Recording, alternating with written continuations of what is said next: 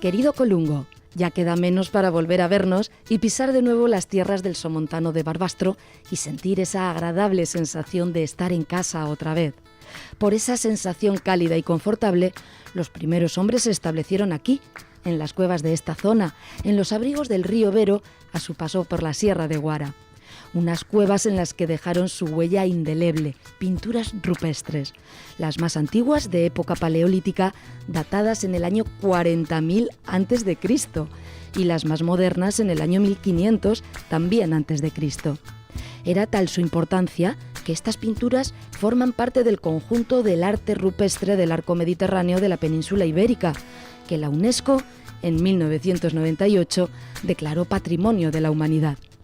Y por eso en Colungo podemos visitar hoy un centro de interpretación de arte rupestre que atrae cada año a un buen número de visitantes. Pero tu belleza también está fuera de las cuevas. Buena parte de tu término municipal forma parte del Parque Natural de la Sierra y los Cañones de Guara, el espacio natural más grande de nuestra comunidad y un lugar ideal para la práctica de la escalada y el barranquismo. En las paredes rocosas de este parque podremos ver algún gato montés y, si elevamos la vista al cielo, el vuelo del quebrantahuesos y el águila real. En Colungo tenéis muy presente vuestras raíces. Por eso, en colaboración con el ayuntamiento, creasteis una asociación cultural, o Portal da Cunarda, para recuperar la memoria histórica y rescatar los oficios tradicionales del campo. La fiesta de la siega y la trilla, la jornada de la matacía, se han convertido en eventos muy populares en toda la comarca, citas imprescindibles de los veranos.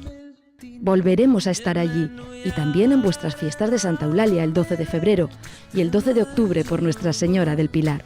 Por esas fechas compartiremos juntos un buen vino del Somontano y quizás alguno de vuestros licores que tanta y buena fama llevan. Besos y abrazos para todos vosotros, colunganas y colunganos. Firmado, las personas que hacemos Esta es mi tierra.